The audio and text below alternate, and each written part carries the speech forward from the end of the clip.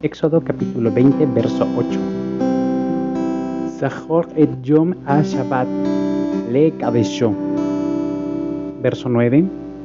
Sheshet yamim ta'abod ve'asita kol melachteja. Verso 10. Yom asheriri Shabbat Adonai Eloheicha lo ta'ase kol melacha. Ata ubincha ubiteja abdeja ve'amateja ube'emteja ve'gereteja asher israyeja. Verso 11.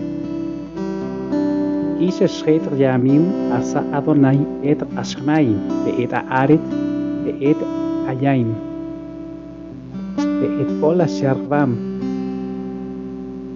vayanach bayom asheri al ken yiberach Adonai Yom ha-Shabbat Vaikadesheu. La traducción de estos versos es la siguiente: te acordarás el día de descanso para ponerlo en un lugar especial. En 6 días trabajarás y harás todos tus negocios. Y el día séptimo es el día de descanso establecido por Dios. No trabajarás en él ninguna labor. Tú, tu hijo, tu hija, tu siervo, tu sierva, tu bestia y el extranjero que está en tus puertas. El verso 11.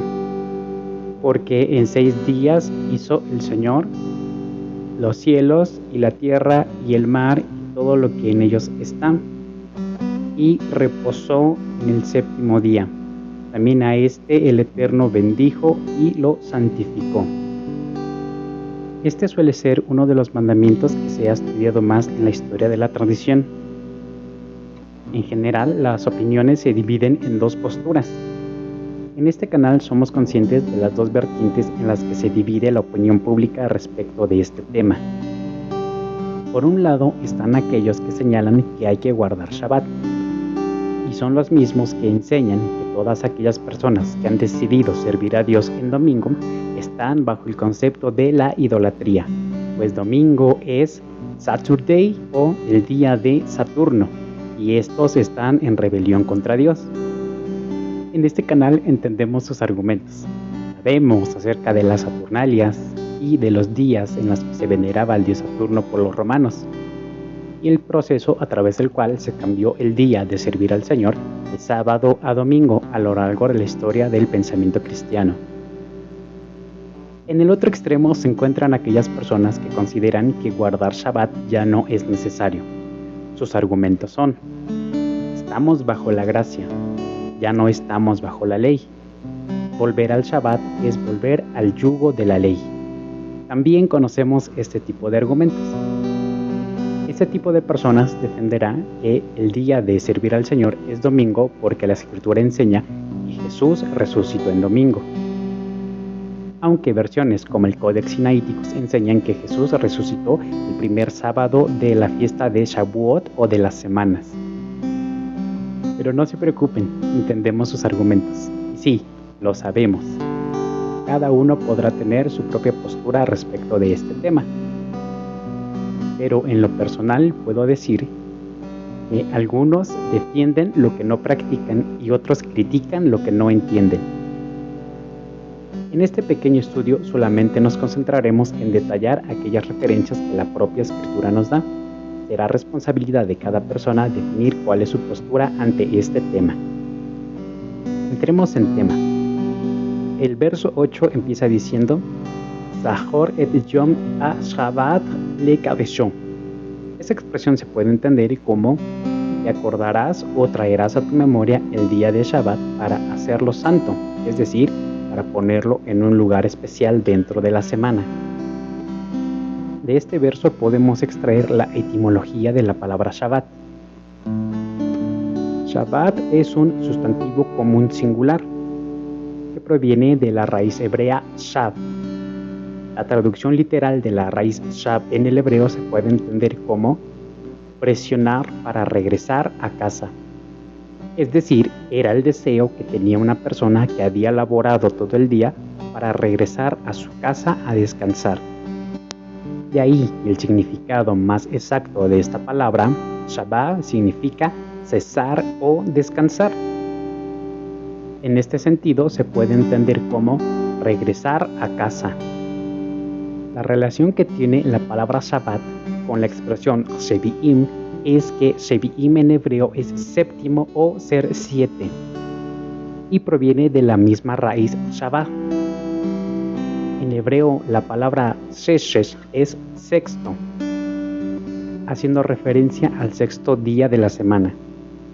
Si analizamos la raíz etimológica de la palabra Shish, que en hebreo es 6, entendemos que esta raíz está ligada al concepto de envejecer o llegar a tener el cabello gris.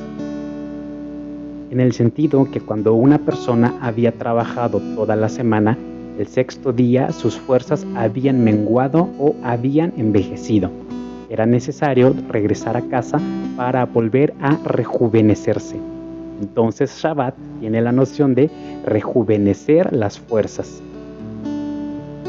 El verso 10 hace énfasis en subrayar que el séptimo día es un día para cesar, para detener cualquier obra. Dice que no se hará ninguna obra en él, ni nosotros, ni nuestros hijos, ni nuestras hijas, ni nuestros siervos, ni nuestras siervas, ni las bestias del campo, ni el extranjero que está en las puertas de la ciudad. Esta es la primera vez que se da un día jurídico donde se obliga a las personas a descansar. Para la mente hebrea de la antigüedad, el concepto de descansar estaba ligado a rejuvenecer en las fuerzas. El verso 11 nos enseña que en 6 días hizo el Eterno los cielos y la tierra y el mar y todo lo que había en ellos. Y a continuación viene la frase Vainach vayom Shevi'im, traduce como y descansó el Señor el séptimo día. En esta frase encontramos la expresión Vayanach. Esta palabra viene de la raíz Nuach, que literalmente significa tomar aliento o sentarse para descansar. Es decir, después de finalizar la creación, el Eterno tomó un momento para descansar y para sentarse a disfrutar con lo que había creado. De igual manera, se espera que todos los hombres que laboran toda la semana en miras de proveer para su familia y su esposa, puedan apartar un momento especial para poder estar con ellos y disfrutarlo. Y este es un derecho universal. La Escritura enseña en las palabras sabias de Coelet que aquel hombre que trabaja solamente tiene una recompensa: disfrutar y comer el bien de su trabajo, porque esta es la bendición de Dios. Y este es un derecho universal para todas las personas, incluidos los hombres judíos, incluso para los extranjeros que viven fuera de Israel, también para los animales y para el campo. El centro de Shabbat es descansar, reposar y cesar de todas las labores, para rejuvenecer nuestras fuerzas y seguir siendo productivos. A continuación analizaremos algunas reglas concernientes a Shabbat que se encuentran dentro de la Escritura. Como primer punto tenemos: Shabbat es también para los extranjeros. Éxodo capítulo 23 en el verso 2. Segundo, en Shabbat está prohibido encender fuego. Éxodo capítulo 35 verso 3.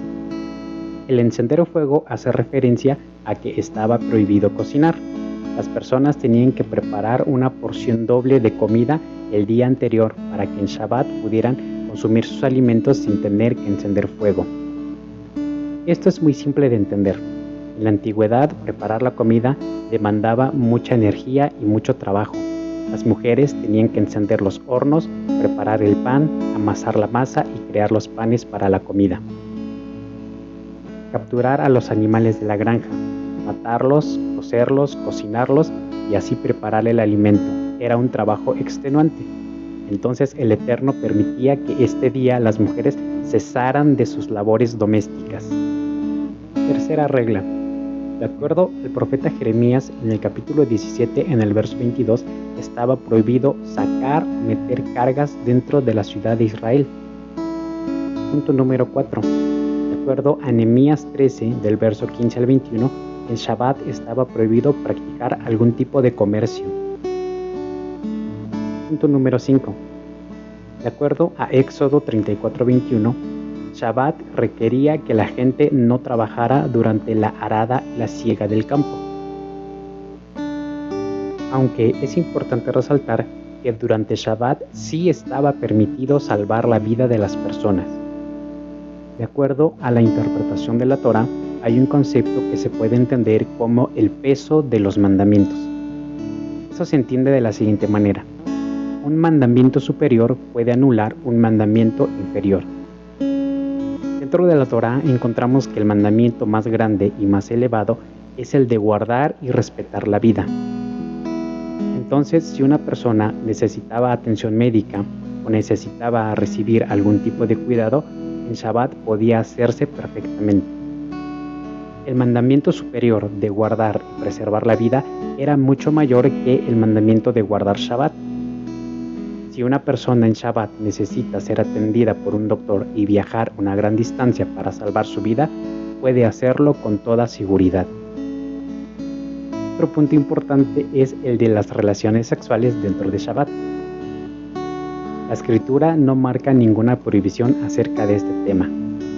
Por un lado, Shabbat es el día que el Eterno santificó. Por el otro lado, el matrimonio es una institución que Dios también ha santificado. Entonces, la unión de un esposo con su esposa en Shabbat es una doble porción de santidad delante del Eterno, y esto es agradable delante de sus ojos. ¿Cuál es el significado profundo en la espiritualidad que Shabbat nos transmite? Shabbat viene de una raíz hebrea que es shav. De la misma raíz hebrea encontramos la palabra shuv, que se ha traducido al español como arrepentimiento. En hebreo esto es teshuvah. Teshuvah es la noción de arrepentirse o desistir de hacer el mal. Es decir, cuando alguien ha planeado hacer una cosa mala, la Escritura le manda a desistir, a detenerse. Es el mismo concepto que Shabbat nos enseña. Hay que desistir de practicar el mal.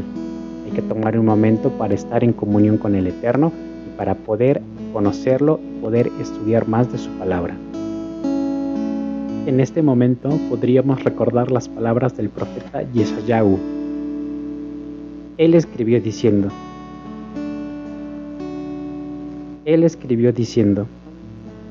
Bienaventurado el hombre que esto hiciere, y el hijo del hombre que esto abrazare, que guarda el sábado de contaminarlo, y que guarda su mano de hacer todo mal. Y el hijo del extranjero, allegado al Señor, no hable diciendo, me apartará totalmente el Señor de su pueblo, ni diga al eunuco, he aquí yo soy árbol seco. Porque así dijo el Señor a los eunucos que guardaren mis sábados, y escogieren lo que yo quiero, y abrazaren mi pacto. Yo les daré lugar en mi casa, y dentro de mis muros, y nombre mejor que a hijos y a las hijas, un nombre perpetuo les daré que nunca perecerán. Y a los hijos de los extranjeros que se allegaren al Señor para ministrarle, y que amaren el nombre del Señor, para ser sus siervos. Todos los que guardaren el Shabbat de contaminarlo y abrazaren mi pacto, yo los llevaré al monte de mi santidad y los recrearé en la casa de oración. Sus holocaustos y sus sacrificios serán aceptos sobre mi altar, porque mi casa, casa de oración será llamada para todos los pueblos. En otra parte, el profeta también escribió, si retrajeres del sábado tu pie, de hacer tu voluntad en mi día santo, y al sábado llamares delicias, santo y glorioso del Señor, y lo venerares no haciendo tus caminos, ni buscando tu voluntad, ni hablando tus propias palabras. Entonces te deleitarás en el Señor, y yo te haré subir sobre las alturas de la tierra, y te haré comer la heredad de Jacob tu padre, porque la boca del Eterno así lo ha hablado.